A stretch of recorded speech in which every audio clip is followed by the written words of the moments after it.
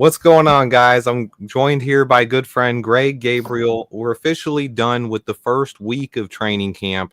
We're now into week 2. Today is a mandatory day off, so no practice today. What a better time to catch up on Greg Gabriel and talk about the first 8 days of practice. Greg, how you doing, my man? I'm doing good. How about you? Man, I'm doing real good. I'm excited. It's good to see the offense finally starting to get in a roll. And Luther Burden, he was someone everyone talked about all off season since the draft until now. I've even heard people were starting in my comments, Greg. This is going to shock you a little bit, but he was starting to get some Kevin White and Chase. I saw comparisons. Kevin White. I was like, I'm so glad. And then, he got at the practice I was at on Tuesday. Ben ripped him a new a-hole because he lined up wrong twice on a play. And let me tell you, when he rips you, now we're in the stands. So they're a good 50 yards, 60 yards from where I was. Ooh, okay. You could hear every single word. And it wasn't like 1 or 2 seconds. It was 10 seconds. Oh, man. Yeah, he was. And the other guy who's been doing it that you can hear a lot is Eric Bieniemy. He's got on not only the running backs, but on Ian Wheeler a lot. That's been kind of a story. With him and some coaches like him, because the coach last year got on Wheeler a lot too, is when they see something they like, they drive even harder and higher. Because they want to get the best out of him. And he's coming off an ACL, so he's probably going to push him as far as he can push him until, the leg, just to make sure the leg is strong enough. Yeah, 100%. Good question here by Envision. He asked, what about the special teams and how our kicking and punting game is shaping up? That's something no one's really talked about yet. I think Cairo, right now, he's pretty safe. Hightower talked about the other kicker that's at camp, Jonathan Kim, and he does have a big leg. He hit a 58-yarder in college last year, and he's hit some 55-plus in camp, but he's been really inconsistent on the shorter ones. And Hightower basically, he addressed that when he was asked, what do you prefer? Someone with the long, I think it was Adam Hogue who asked him, but Hightower had a great answer to it, and he said, look, you love to be able to have a guy who can hit those 55-plus yarders, but you have to be able to nail the short ones first in order to get that opportunity to kick. You got to be able to trust the guy. Yeah. So they were, when I was there Tuesday, they did a lot of field goal work. Like they did it twice, 2 different periods for field goals. One was with Cairo, one was with the new guy. Cam, yeah. And they did no punting, so I didn't see any of that. And they did some kickoffs, but And Cairo did not do the kickoffs at all. The rookie did the kickoffs, and all they were trying to do was place it between the 5 and the goal line, and actually did a pretty good job on that.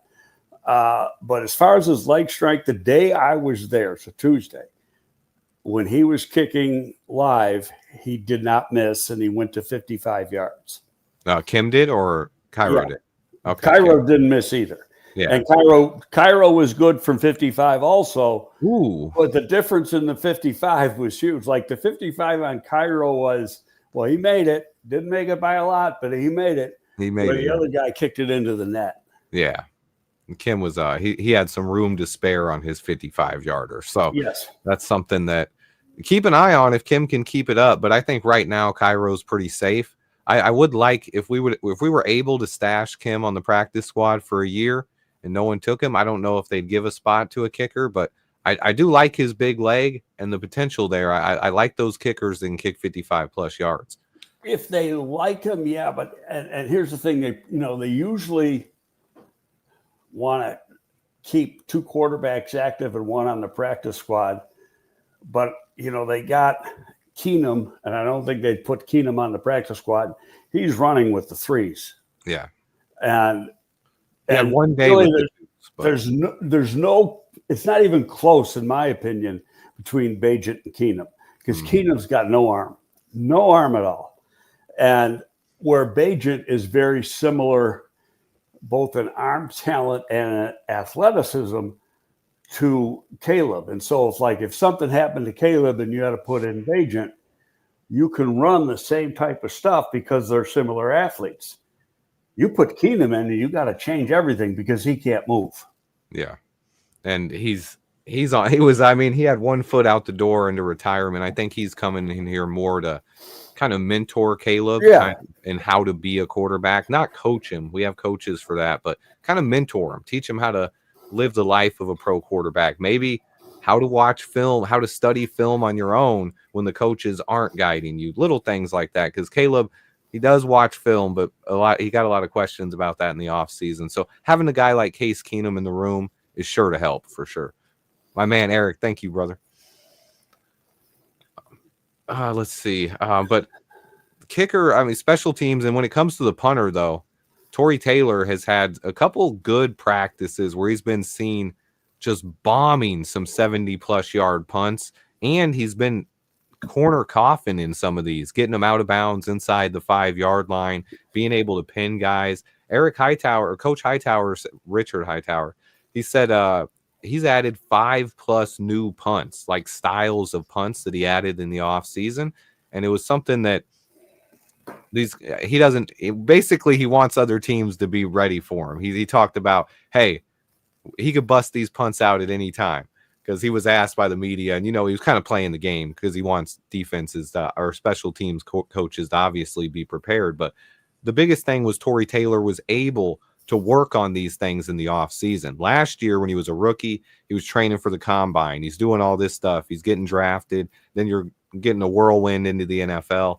This year, he spent all offseason punting, and I'm really hyped for what he can do. I know a lot of people have joked about taking a punter in the 4th round, but, man, he's done a great job. I'm really excited. I'll say this. I'm sorry to interrupt you. Yeah, no, you're good. When I was with, so you remember Brad Maynard. Yeah, I remember Maynard. So when I was with the Giants, we drafted him. Mm-hmm. We took him in the 3rd, and he was worth that pick. Now we had a few 3rds that year, so you could afford. But the thinking was, and a lot of the thinking was, it's in the 3rd round and down you start to take a kicker. Don't take him higher than that. Yeah. So, them taking him in the 4th is fine with me. Now, the funny thing about Brad Maynard is Brad comes here in March in free agency of 2001, and we were like 3 months behind him in June coming in. Jerry and I came in like on the 13th of June. So I was with Brad actually his whole career then, between the Giants and here. Real good guy too, but Brad didn't. And I saw Brad in college in practice, and I put a pretty big grade on him from the fact that in practice he was hitting punts like wedge shots and almost backing them up. Yep. And which I had never seen a kicker do. And that's one of the reasons we took him. And like I say, it turned out to be a really, really good pick for us in New York. And it was a good free agent signing for the Bears. And I think this guy, now that he's got a year under his belt, the rookie nervousness is gone. I think it's good that he's got Hightower as his coach for the 2nd year. And I think it's going to really pay dividends too, because he's the type of guy that can just change field positions with one kick. Flip the field. He's got a huge leg. He's a guy I was excited about when we got him. Some of the things he did at Iowa when their offense wasn't able to do anything really helped that team out and got them points when back teams up. When you have teams that have to start inside their own 20 consistently, it's a lot harder to sustain drives and put together a lot of points. We're consistently letting teams start even in our own territory over here, across the 50-yard line, and you don't ever want to see that. So no, Torrey Taylor, you're giving up at least 3 right away. They need like a 10-yard gain and they can kick a field goal, which is ridiculous. Yeah. Did you listen to the tackles talk yesterday? All 3 of the tackles spoke to the press. I only, Aldo put in some of Braxton's interview. I listened to that and I thought it was very good. How he related, to what was going on in his head. Oh yeah. And he had to mature through that. Which is Braxton's when you've never awesome. had a big injury, that's a hard thing to do because you just I'm glad that he kind of admitted. He goes, I treated some people wrong and rubbed some people wrong, but he got it fixed. But at the same time, having watched him in practice, he was getting bull rushed a little bit in practice on Tuesday. Still gets a little tall. He's light in the lower body, and watching Trapillo live, I've seen a ton of tape on him. First time I saw him live, he's freaking huge, man. And actually Amagaji did a good job too. Amagaji got beat real bad by Odengbo, yeah. On a run play. He kind of outside ended him and then made a tackle for a loss. And it was a live drill, so it was an actual tackle. And that was like his worst play. Other than that, he was pretty good. But Trapillo was pretty consistent down after down after down. He's looked the part, man. He has the size, he has the footwork, and he's talked about some of the things he's been able to do here with the live reps. And he's so smart listening to him talk and how if you want to have that base and that power, you got to have your feet out under you early, and you got to be ready because that's a big part of anchoring. If your feet aren't set, you can't anchor. Someone's going to catch you off balance, and that's how you get knocked over or beat really badly. But listening to Braxton talk, someone in the chat was talking about it. He's a class act. He also talked about the impossible job he was tasked with this offseason of somehow having to put on weight and bulk up while recovering from an off-season ankle surgery, which is where you can't do anything with your lower body. Yeah. So, but he did mention he was up to 310 when he got to camp.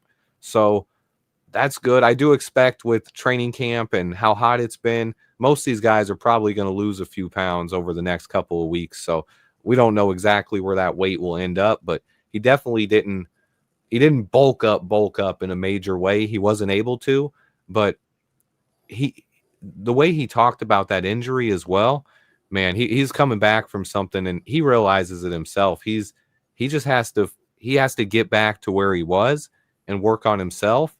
And I think the way he was talking, and when you pair that with, he's had 2 rest days in the last 5 practices. Today will be the 3rd rest day. So he's rested 3 days because everybody's resting today. 3 days in the last 6 days, Braxton's resting. I think he's a little bit behind where they want him to be at physically, maybe as far as conditioning wise. I don't know if he's going to be ready to go next week for the preseason opener. What do you have thoughts on that, or what do you think there? Well, they're resting him on days they don't have pads on. Well, he rested one of the day. He rested the second day with pads on too. Well, Monday was the first day of pads, and Tuesday he was in pads. So Wednesday they were not in pads. I think they rested on Wednesday and they get rested today. So we had really 2 out of 3 days rested. Mm-hmm. And he rested 1 day this weekend as well. So, they'll be back. Tomorrow's not good. So from what I understand, the practice in the stadium on Sunday is going to be heavy. Mm-hmm. And so tomorrow might be a little bit lighter. They'll have one off day before the Dolphins come in on Friday. A week from today. Here's what I honestly think, that he might even start that game, or if he doesn't start, he's going to play at least 15, 18 reps, so it's on tape, if they in fact want to move him. Yeah, someone just asked that question too. If the Bears were to trade Braxton, when do you think it would occur? That's a potential there. Especially, I think, man, the more I seen, this is the biggest takeaway though, right? I think Ozzie has gotten by far the most first team reps, and he started out with the first team and gotten the first set of team drills in more practices than Karan and Braxton combined. So here's how they were doing it. This is how they were doing it Tuesday. Now, I can't tell you what they do the other days, but every time they went to team, which was like 4 different times. And on Tuesday, Amagaji's day to be the lead guy. So the first team period, Amagaji got the 1 reps. The second team period, Braxton got the 1 reps. And the third team period, Trapillo got so they were like alternating within the practice. Yeah, they've done that every one, but usually, or in more, I think in 5 of the 8 practices, it's been Ozzie who led off first, whereas you caught one of the 2 days where Karan is led off first, and then Braxton is led off first one time now. Now, Braxton did lead off the very first day of walkthroughs, but he wasn't on the field for team drills. He didn't get on the field for team drills until Tuesday. So I feel like it's tough to take right now until this week. I think we're going to find out this weekend when we get to the preseason matchup next weekend. I mean, when we play the Dolphins, I think that'll be a huge one. And then how these guys perform on Sunday as well. If that's going to be really, they've already had some intense practices, and they keep ramping it up a little bit as we go here. That's what you look at just the length. When I was there Tuesday, they went just over 2 hours. And then Wednesday, they went back a little bit because there was no pads. But Thursday, they went longer at like almost 2.5 hours on Thursday. So, I mean, they went like Monday was 1 hour and 45. Tuesday, it was a little over 2 hours. It was like 2:05, 2:10, and then 2.5 on Thursday. So they've been upping it up each time. I don't think they'll ever go more than 2.5. As I said to you before we started, my 1 year as a consultant with the Eagles, that was Andy Reid's last year in Philly, 2012. He'd go 2.5 hours every single practice, sometimes 2:45. And I mean, as a fan who always went to training camp, I miss the 2-a-days in Bourbonnais. We'd go to the morning practice, then you'd go get some lunch, get some Italian beef somewhere. Then you come back for the afternoon practice. Yeah. It was always a great time. But I mean, with the practices, how they're casually ramping up here, I think Sunday is going to be an important one for this left tackle job. And we might see who's going to lead off the reps then. I expect it's going to be Ozzie again. I think he has a slight advantage over these guys right now. At least I listen to what Ben says, and when they talk to the line coach, what he says, they kind of spend more time on Ozzie talking about him and say real positive things. Versus, in fact, I haven't heard him say a thing about Amagaji yet. Well, he said something about Amagaji in one of the latest pressers because someone asked him if Braxton or Ozzie had separated himself, and he kind of threw Amagaji's name out there as well as someone who's been impressive, and don't rule him out yet. So I do think Amagaji's still in the competition. He was impressed. I mean, put it this way. He was a lot better Tuesday than he was in any game. Well, he only played the start of the one game. He only really played in 2 or 3 games, but at any time last year. But that's what camp does for you. Yeah, and I think Amagaji has a shot to win the job. I know I've said a lot that I expect Ozzie to win it. He's my favorite, but any of these 3 guys can win the job if they have a great camp here and dominate in the preseason. I think all 3 of them are talented. Ozzie's just my favorite, but I cannot rule out Karan, and he has looked good in his limited reps. I can't wait I think he's a guy who you give a lot of reps to next week against the Dolphins. He's a guy who he didn't play much last year. You want him to put some better tape out there than what he had last year. Now that he's had the whole offseason program, he's had some training camp time. Let's see what he can do in preseason against a lot of backups, especially where he's not going against some of the best pass rushers in the NFL. I think he could look really good. You know what's going to be really interesting, and we won't know the answer until next Friday, and again on Sunday when the game is. Yeah, is how they use the ones in the joint practice. Because generally speaking, ones don't play in that first game or very little. So my thinking is this is a new coach, new system. They're going to play some, but they might get the bulk of the reps in the joint practice versus the other guys, and then maybe get a series in the game on Sunday against the Dolphins, and then the other guys get their play time then. Yep. Now, That's I'm something guessing, that we've done in the past. I'm guessing, well. but I have a feeling that's how it might play out. Yeah.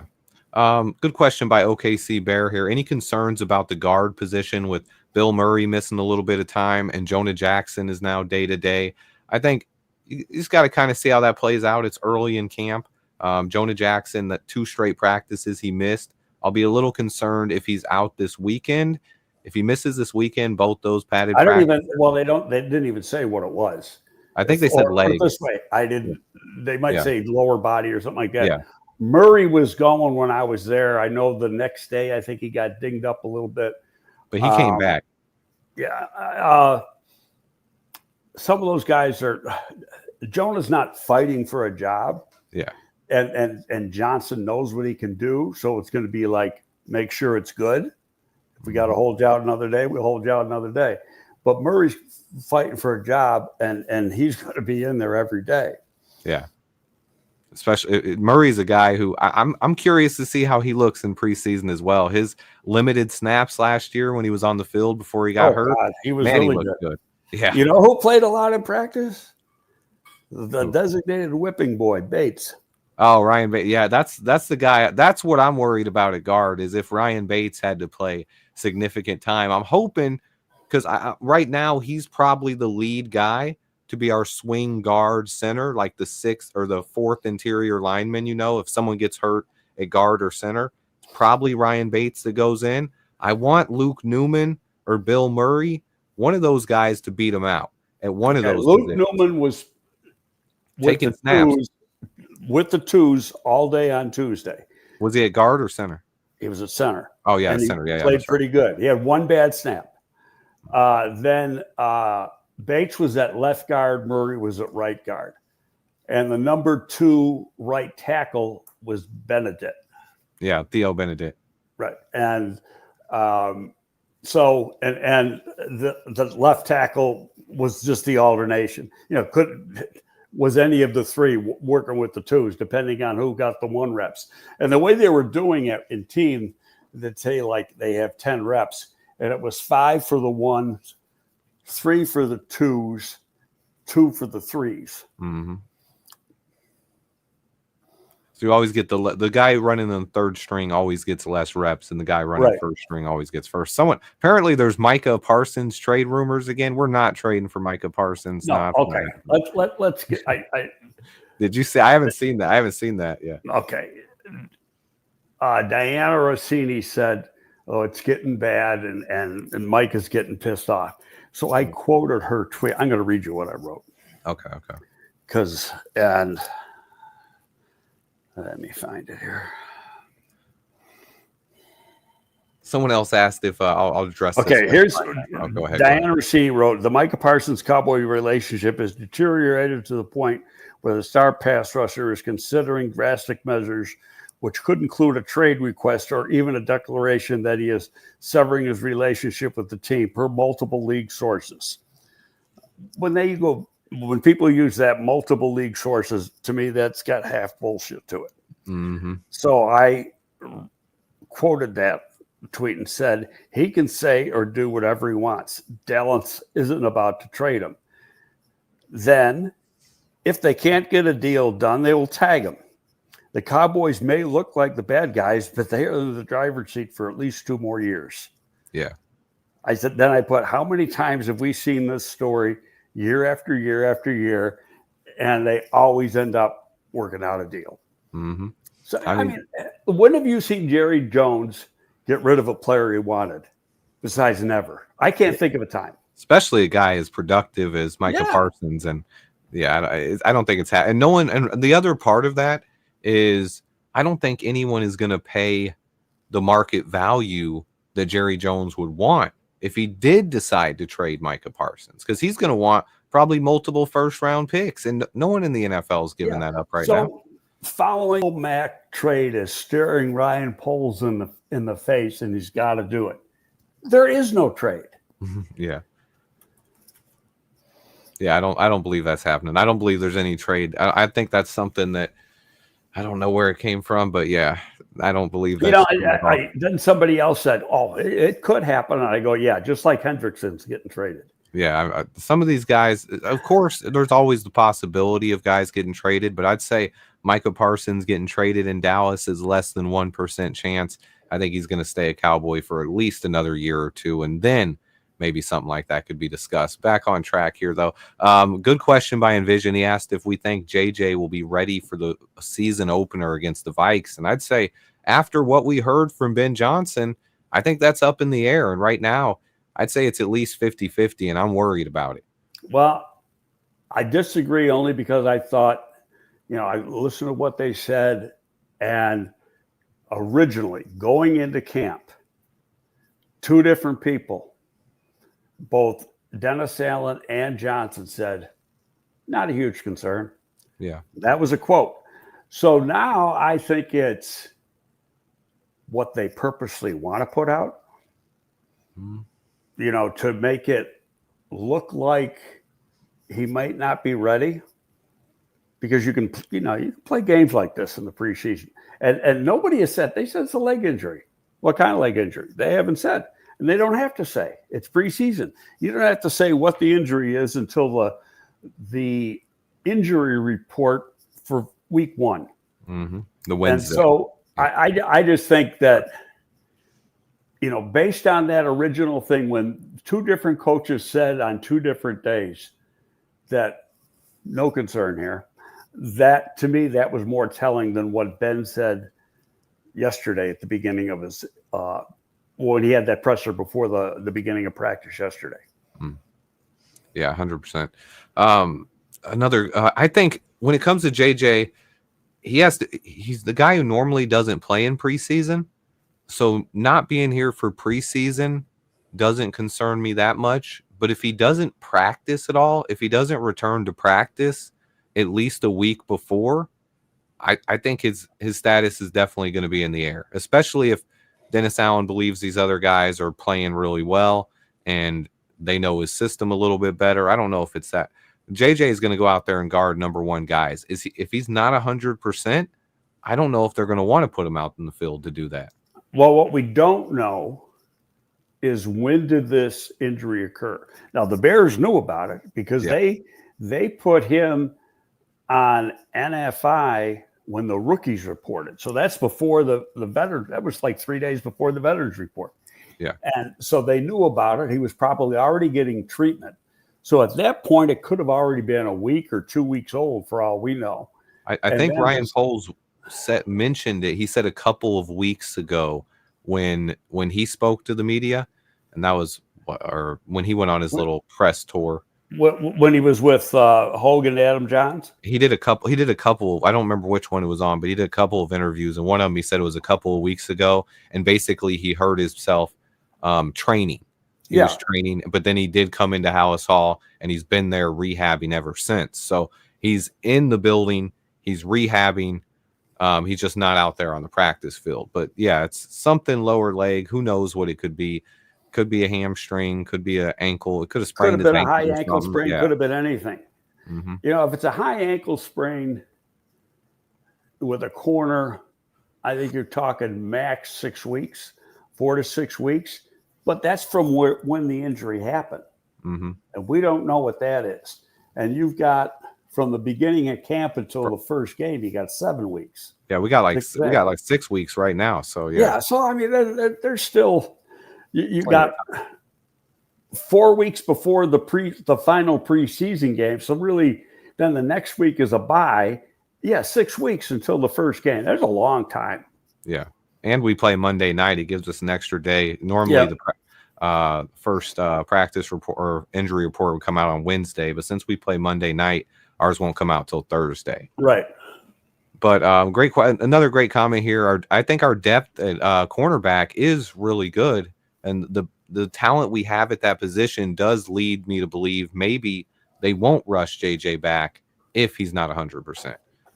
So I'm gonna, just looking at practice the other day, like Kyler Gordon played outside some on Tuesday. Mm-hmm. Stevenson looked pretty good. I've always liked Smith. Yep, Terrell Smith and Nashawn Wright's been running with the first team. Yeah, and I didn't really get an opportunity to eyeball him like I Yeah. normally would. So, but yeah, I think they got depth there. Yeah, there's a lot. And then if Zay Frazier ever comes back, I know someone asked a question if you've heard anything about Frazier. And he said it's personal, didn't he? Yeah, and I think Ben Johnson commented on it again and said he's still working through personal issues as of 2 days ago, but now he's missed over a week of camp, and you're looking at a day 3 pick here. Already missed the first week of camp. J2K poses a good question. Is his chance to make this roster now in question, or is he a guy they could try to sneak on the practice squad? You can potentially IR him if he can't pass the physical, right? No, if he can't pass the physical, he's PUP. Okay. But he reported they put him. What did they do? They put him on NFI. Okay, NFI. Then he would stay on NFI. So it's a personal issue. So a personal issue could be it's anything. It's not necessarily non-football injury. It can also mean non-football illness, even though it's the same thing. So they could have, and if he's got a mental issue, they could say, okay, that's not non-football illness. Now, could it be, was there a death in the family? Who knows? If it's mental to the fact that he doesn't think he could compete, well, hell, then I'm just, who knows if this is what it is or not. Then you got to think about just cutting ties. Yeah, and that's why I'm hoping he gets back to camp soon, because at this point he's a guy that Al Harris really liked.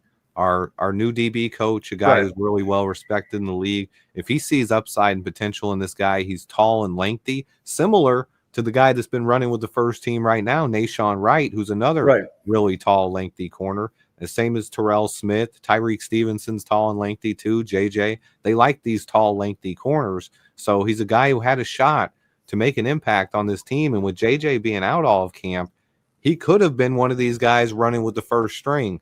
But when he's not here, you don't get those opportunities. They go to other people. So yeah, I am worried about his shot of making the roster right now, especially trying to him making any kind of impact his rookie season. He's going to have to get to camp soon, and I hope everything's okay with him. Prayers to his family and everything. Hope everything's good, but he needs to get to camp if he wants to make this team. Right, but again, if there's an issue that he has no control over, then it's like, you got to deal with it. There's things they can do so they protect their rights. May have to basically redshirt him this year. Yeah. It really, it just depends what it is. Like last year, they could have IR'd Amagaji and decided against it. Mm-hmm. And so he couldn't even practice for the first 2 games of the regular season. It wasn't until week 3 that he even began to practice. Personally, I thought that was a mistake. They should have IR'd him right from the beginning, and then another 2 weeks. And because when you're on IR after 3 weeks, you can bring the guy back and let him start practicing. It would have been pretty much the same thing. Mm-hmm. But, who knows? It's because they don't have to say what the issue is. And because we don't know the issue, everything is speculation. Yeah. A couple questions about Ruben Hippolyte. Did you have any observations of him when you were at camp? I know he has made some plays with some pass breakups, and he has gotten some reps with the ones, but he's ran with the twos as well. No, in all fairness, but I did eyeball Edmonds, and he's like a different player. Tremaine's a guy who I've always liked Tremaine, and it's been hard to defend him these last couple of years because he hasn't played great. But I really do like Tremaine Edmonds. I like his potential. I like his speed. He's one of those guys who can be one of the best cover linebackers in the league if everything clicks, and like it did his last year in Buffalo. Good question. Two guys jumped out at me on the defensive line, and both new guys, Deo. Mm-hmm. Deo. And Passing Known. Oh, Passing Known. Yep. Passing Known. Yep. Okay. And he got dinged up on one play, so he thought, oh, it's going to hurt him. He was back like 3 plays later. At least he didn't get carted off the field this time. In like three reps in team. in the final team period, he was actually playing on the nose. Okay. They had him inside. Okay. But the rest of the time, he was at right end, backing up Dio. Yeah. Okay. And any thoughts on Austin Booker? I know a lot of questions about Austin Booker as well. Yeah, I watched Austin a little. I was looking to see if he bulked up. He doesn't look like he's gotten any bigger in a uniform. He's skinny. He's narrow. That's what he is. Plays really hard. I thought he got off blocks more quickly than he did a year ago. We got to see what he does in the game. Yeah. Now they had with the twos. Booker was actually running with the threes, passing those with the twos, and Robinson was the left end with the twos. Okay. He's also got some reps at right end in place of Dio Odengbo, at least in 2 practices where he's been. He did not in the day I was there. He was strictly on the left side. Yeah.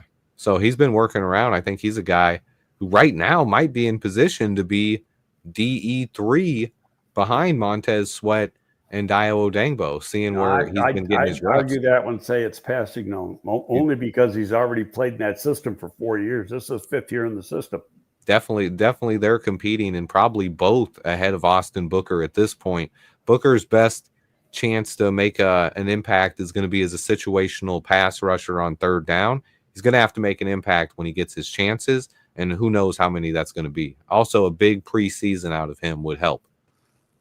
The other thing, too, which looking at the defensive line, Dexter was at the 1, and Jeter was at the 3. With the 2s, Billings was at the 1, and Williams was at the 3. Oh, yeah, Chris Williams. Obviously, Shamar Turner is out. And Zach Pickens was with the 3rd string. Zach Pickens, if he did anything, I didn't see it. Yeah. Now he has been with the 3rd string, but from what I saw, he was at the 3, and it was Jonathan Ford at the 1 next to him. Okay. So it's one thing I did talk about this a little bit yesterday is when we drafted Gervon Dexter, he was a nose. Zach Pickens was a 3. Eberflus switched him. Right now, for everything I've seen under Dennis Allen, he's switched them back to where they played in college. Where Zach Pickens is playing 3. Gervon Dexter is a big freaking dude. And I love Gervon Dexter, man. I'm thinking he can break out. He looks every bit of 330. He's playing right in between Grady Jarrett and Montez Sweat now. I think he has upside to be our breakout player this year. He's one of my favorite players on the team, and he beefed up even more this offseason. He's a guy who he gets bigger and stronger every year. I'm so excited to see what he can do out there. Before, when you look at him like last year, and he got a little lean, he looked tall, long, and lean. Mm-hmm. Now you see him, and I was probably the closest I got to him was 10, 12 yards away. Yeah. He's just freaking big. Yeah. He's a huge guy, man, and it's lean muscle as well, man.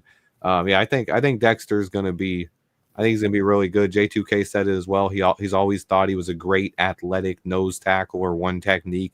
He played it really well at Florida. I think you can rotate and use him as a 3 tech at times. You can also give him a couple reps at defensive end, but that's where he's been best. He can take on double teams. He can burst through double teams at times. He's a guy with power, athleticism.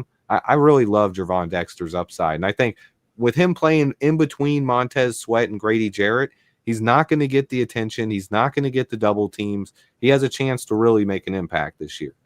Now, Montez was strictly, again, just when I was there, strictly on the left side, and Dio strictly on the right side. Yeah. Yep. And that's where. And then, they flip-flop where Jarrett and Dexter were. They do depending flip-flop on the formation or the position of the ball on the field. Yeah, and great. We've had multiple questions here about Luther Burden potentially changing his number. I don't know if you saw it, but in his press conference yesterday, he was asked again if he's grown accustomed to the number 87 or something, and he did not. He kind of shook his head no. He was like, look, I'm making 87 work. But I do think especially if this guy, I think it was Maurice Alexander, is number 13 on our roster right now. If he gets cut and that number opens up, but you've seen every year numbers change at the end of preseason once they get to 53. Yep. And if the number he wants is open and he's on the 53, and he will be on the 53. Yeah, Luther's going to be on the 53. Yeah. So he's going to get if he wants that number, he's going to get it. Yeah. So I do think there's a chance he changes his number this season. I think it's grown on me a little bit. Seeing him out there in the 87, I think it looks good. When I initially heard it, I was like, I'd much rather him be in like a lower. Did he say he thought it looked like a slow number or something like that? Yeah, he did. He did. And he said, and they asked him, he said it looks slow. And then he also said it was the best number available, or there wasn't any numbers available that he wanted. Yeah. So there's a few I think he'd play with. His name, here's the other thing. I mean, his nickname is LB3. He's Luther Burden III. He played number 3 in college. He can't get number 3 here, but he could get number 13. I think he would take 13. It's a wide receiver number. That's the one to watch, guys. And Maurice Alexander is also a guy who really has to do something to make the roster. One at you. Yeah. What if Caleb wants 13? They asked him about it in the offseason, and he said no. He said, I'm sticking with 18. But he did say, they asked him about that. You know what? When they didn't bring back Keenan Allen. Yeah. Someone asked him the opportunity to grab it then. That's when they asked him, because it was when Keenan was heading into free agency, and they said, if Keenan doesn't come back, are you going to try to maybe switch to 13? And he shook it off like immediately. He was like, nah, I'm 18. Like he basically said just no, like this is his number. So I think that opens the door for Luther Burden to get it. But yeah, 18 was Caleb's high school number as well. So I think that's the number he's rocking with. let me see what numbers could be open. Keenan will probably be on, 10, Tyler Scott. 10 potential. 10 could be open. Yeah. Maurice Alexander's got 13. That's 13. That's the one. Zacchaeus has got 14. He's going to be here. He'll be here. Roma Dudze's got 15. He's going to be here. Mm-hmm. Austin Reed has 16. That, unless they put him on the practice squad, and if they keep Keenum on the 53, I can't see him keeping a fourth quarterback on the practice squad. I don't know if he'd change the 16. I don't know if I like that one. We'll see. And then Bagent's 17, Caleb's 18, Torrey Taylor's 19. So really, he's got stay where he is, or 13, or possibly 10. Yeah, and I think 13's the one. With his nickname, it's LB3. If he can get the 1-3, like he could even change his nickname to LB13 if he wanted or something. But I think 13 is the number to watch. If Luther Burden does end up changing his number, it'll be 13. That's the one to watch for if Maurice Alexander doesn't make the roster. So if Maurice gets cut this year and Luther doesn't change to 13, I think at that point it's probably safe to buy an 87 jersey. Well, wait a minute. Let's see what there's in the 80s that could shake loose here. 80 could shake loose because Miles Boykin has got that. John Jackson's 82. That could shake loose. Yeah. Torrey is 83. That could come loose. I don't know if he's going to change to another 80 number. Yeah, 85 or not 85. 86 is Joel Wilson. 12 is Devin Duvernay. Someone just asked. But he's probably going to be around too because he's a 2-time Pro Bowler as a kick returner. Yeah. So no, someone just asked what number. Who was 12? Yeah, I was just responding. So that one's not going to get open. The only one I think the one that would really open them up is if they somehow unretired number 3, but I don't see that happening. So I think for right now he might be 87 unless 13 comes up. But I think they're screwed themselves. They got more retired numbers than any other team in the league, I think.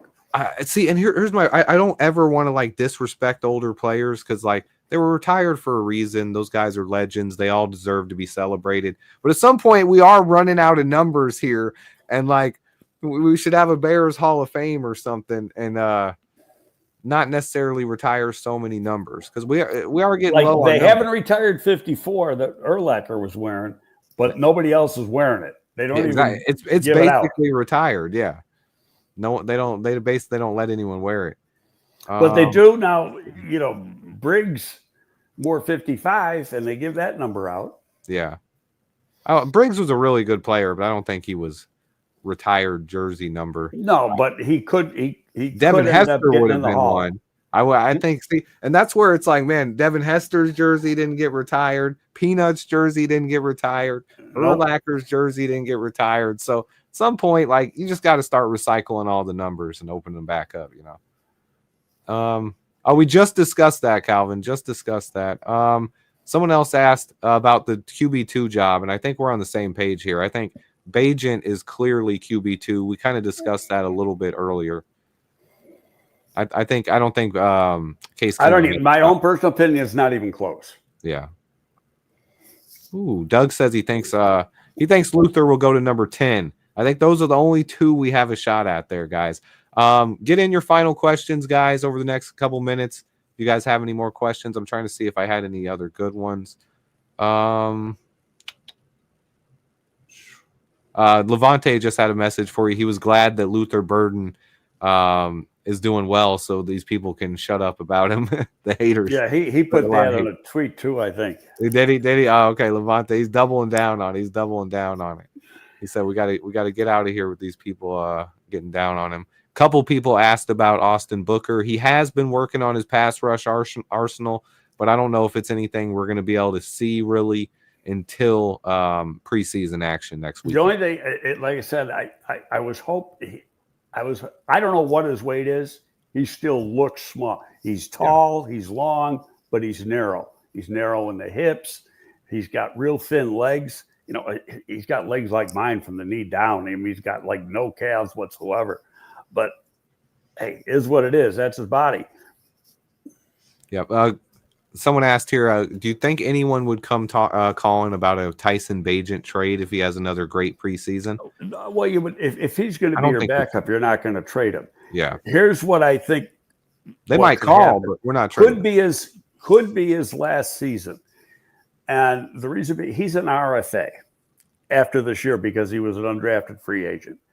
So they got a tender next year. And then somebody could put in a big offer sheet. Yep.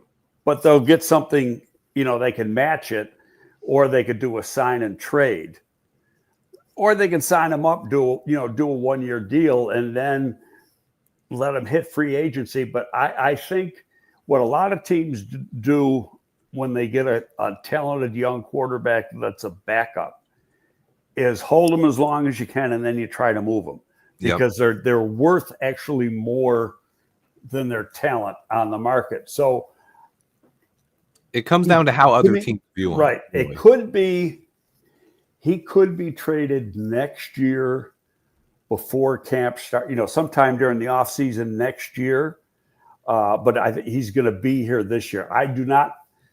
I think it's less than 50-50 that he plays a fourth season here. Then they got to go out and get somebody else. I mean, it's probably draft somebody and develop them too, just like they did with him.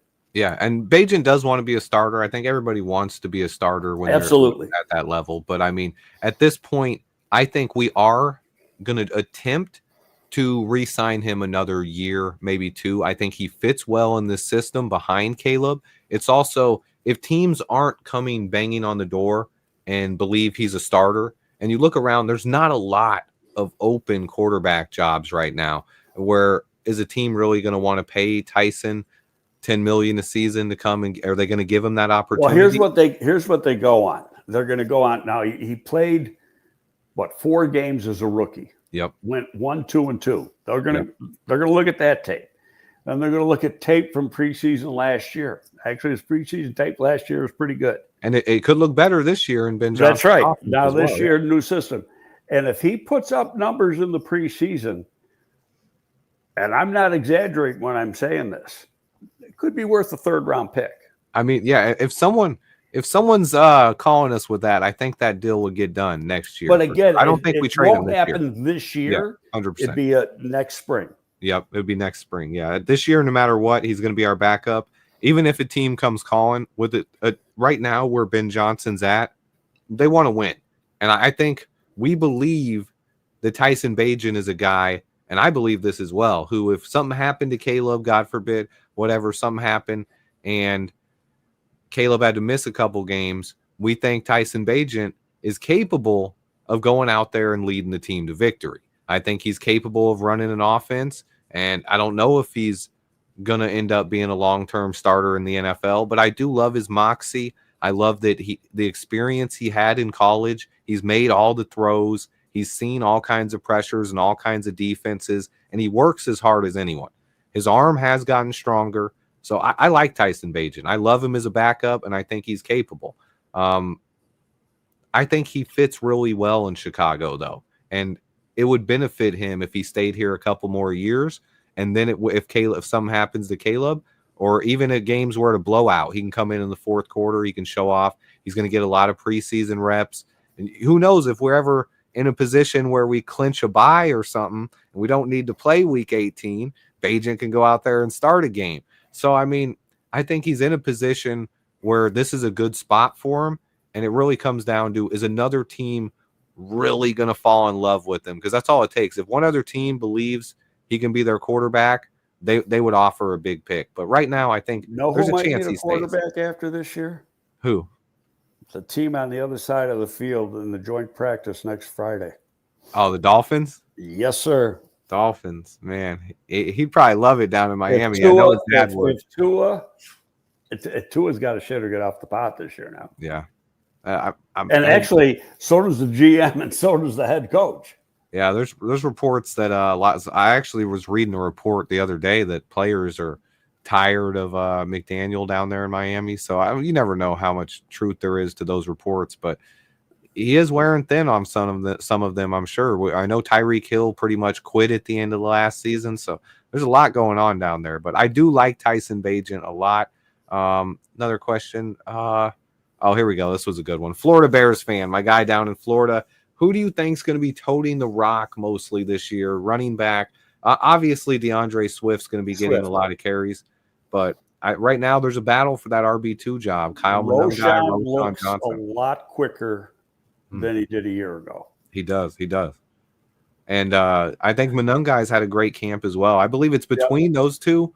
One of those two guys is going to get a lot of carries. Whoever ends up being the RB2 is going to get a lot of short yardage goal line work for us this year. And right now, it's hard to say. I like Monungai, but I really like Roschon too, man. And Roschon is one of those guys. He can kind of do it all. He can pass block. He has really good hands. He has underrated speed. He doesn't have that quick burst, but when he's timed, he gets over 22 miles an hour. So if he gets open and he has long speed, he can take one to the house. He just needs a big hole, Right. But I really like him. And I think that was the only other question I saw was about Jonah Jackson injury. We really don't know anything about that. I think we kind of discussed it a little bit earlier. We have to wait, see if he plays this weekend. Well, this way, there's been no sign of concern on their part. Yeah. And if there was, we'd know about that. It's just like, you might have twisted something. And again, like I said earlier, when you got a vet that is going to be the starter, then, you're going to err on the side of caution. You're going to make sure he's right. You still got 6 weeks to go before the season starts. You're not going to force him. And it's a system that he's already knows. He's played in the system. They just want him to be ready for week 1, 100%. Right. And, Roschon does look good. Another good question here. Squeegee, my man Squeegee asked if we think Ben will make the left tackle decision public this weekend. I don't think so. I think we got another week. It'll be after first preseason game. That's my I'm guessing after this Sunday. Yeah, we have at least another week after this Sunday, I believe, and then after that preseason game, you might see the reps might tell if someone comes out and they're with the starters, because like I imagine after that joint practice. When we get to the Miami game next weekend, the starters might only come out and play a series or two. So if one of these guys comes out at left tackle and he only plays a series or two, and then he leaves when Joe Thuney does, and then the other two guys end up playing, a quarter and a half or half a football game, That could tell you a lot right there. Because if one Well, of the here's guys, the thing too, though, Swifty, and I just thought of this right now. Because Trapillo is a rookie, you may want him to get, even if he's going to be your guy, you may want him to get more reps. And that would be telling too. Say Ozzie comes in and gets all the reps with the starters, right? And he looks good. But then the second team comes out and he's still there. They got Karan Amagaji at right tackle and Ozzie's still there at left. And then Braxton comes in later, but Ozzie gets maybe the whole first half because they want to see what Ozzie can do. That would also tell me Ozzie's got a big leg up as well. So I think that preseason game, really, even without Ben telling us, we're gonna find out a lot once we get to that preseason game based on how the reps go. Now, I'm not going Friday, but I'm going to try to go the week after against Buffalo. And that's only because it's Buffalo. Yeah. To the game or the joint practice? The practice. Oh, okay. Let me see. I think that was about it. Let me see. A couple other. Oh, Burden as a punt returner. What do you think about Luther as a punt returner? I think he's probably running way down the line in that because there's other guys way in front of him. It's like he's going to make his mark on it. He's got to learn the offense, and they're making him learn all the positions. Sometimes with rookies, you just throw him at one position, and so he knows that one really well. But they're having him learn everything. Now you throw in punts, and again, I'm saying this, but you throw in punts. That's another thing he's got to learn, and I think that makes it difficult. And not Zacchaeus, but he has been Duvernay has been a Pro Bowl returner. Mostly kick returner, though. Not as good as a punt returner. No, but he's taken a couple punts to the house. He has.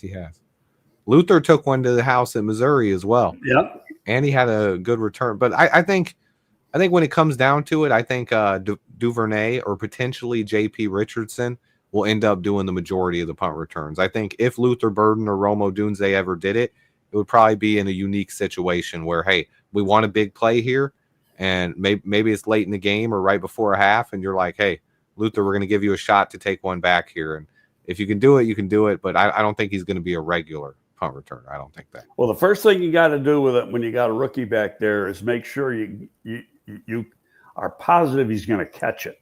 Yeah. And does he track the ball and then go from there? So, like I said, I think they got Duvernay for that, with that thinking to be the return guy. And now we'll see how it plays out. And obviously what happens with the preseason is going to have some effect on it. Levante with some breaking news. I know it's been talked about a lot, rumored, but apparently the NFL and ESPN have agreed to terms on the purchasing of the NFL Red Zone. It's going to be interesting to see how that plays out. The Red Zone now going to ESPN. I wonder how that's going to be. Well, all NFL networks are going to be going to ESPN. Yeah. There'll probably still be two separate entities. Yeah. Do you think this is the biggest question I have about it? Because there's always been two different coverages of the NFL draft. You have the ESPN coverage and you have the NFL network coverage. Are those going to merge now, or how is that going to work? That it's ESPN is buying NFL Network. Yeah. Now the NFL print media part is staying with the NFL. But all the TV is going to ESPN. Now, whether they run it as ESPN and then, like ESPN owns the SEC channel, they own the ACC channel, and use it still as a separate network. They very well could do that. They're competing with themselves, but they want to look at the total overall viewership too, not necessarily one station's ratings. Yeah, it's wild. And then final question, this is football is back. I don't know who watched the game last night, but Hall of Fame game is back. I have seen some people Detroit looked awful, but overreacting about Detroit looking awful. I'll tell you this, guys. They didn't have a starter play a single rep that entire game. Nope. The one thing I will say is their backup QB job behind Jared Goff. If something happens to Jared Goff, Lions could be in territory to get the number one pick next year. Let me go ahead and knock on wood because I don't want that to happen. But their backup quarterback situation is not great right now. Okay, who do you think will be the number one pick? Next, I don't think Arch is coming out next year. That's the one I don't either. And so maybe everybody's got Drew the Aller, odds that he's going to be the depending on number how one pick. Drew Aller's big. He looks like a Josh Allen type. He's like 6'6". Yeah, but he is very, struggled. very. I've done a lot on him. I think he's very inconsistent. He has to put it together this year. Manning is very good, but there's a big but. Do you know how many passes he's thrown in college football? Not many. 95. And he's and that was all last year. Yeah, and he redshirted a year, then he did that. So Arch is still a big question mark, but I do think he's going to be in that 2027 quarterback class where there's a lot of guys who are really good. Even that Nico Imalava, another guy who could come out next year, Dante Moore. There's a couple quarterbacks, but I still don't want Detroit getting a good quarterback. But yeah, when it comes to preseason game, what happened last night in Detroit, there weren't any starters playing at all. It's kind of like an extra game, guys. The Hall of Fame game always is. It was good to see Detroit lose, and football is back. That's a good feeling. Football is back, and I'm excited. And Greg, as always, man, it's an honor to have you on here and talk football with you, brother. Hey, enjoy it. It's a lot of fun. Yep. Training camp, guys. Good coverage. We'll see Greg again in 2 weeks, and bear down until next time. If I go to that Bills practice, I don't know. Who knows what we may have to switch days. We could switch it up. Yeah. Or if you want to talk next week instead, like let me know. I'm but flexible. I gotta send somebody an email to get a ticket for that. So okay. Yeah. Give me one too, and I'll come with. We'll do it. All right. Well, bear down, guys. We're out of here. Later.